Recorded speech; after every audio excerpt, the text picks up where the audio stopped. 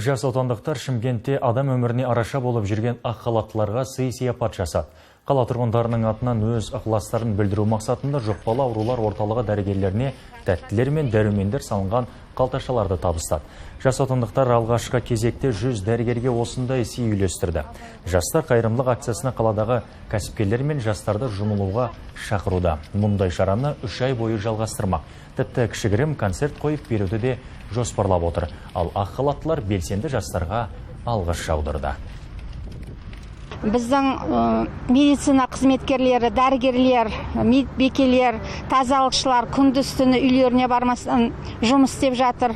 Сондай қиын кезде сіздерде келіп біздің көңілімізді аулап атқандарыңызға көп рахмет. Жас отандықтар, сіздер біздің болашағымызсыздар. Сіздерге көп рахмет.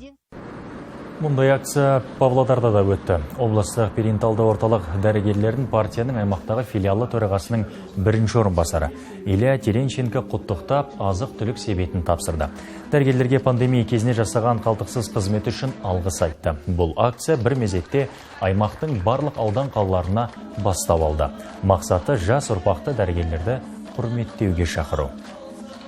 Бәрімізге мәлім, пандемия кезінде біздің ақ халаттағы абзал жандарымыз күні-түні демалыссыз жұмыс жасады. Бізге, денімізге саулық беру үшін бір сенім артып, және де тез тәуір болу үшін көптеген жағдайлар жасады. Біз оны ешқашан ұмытпау керекпіз.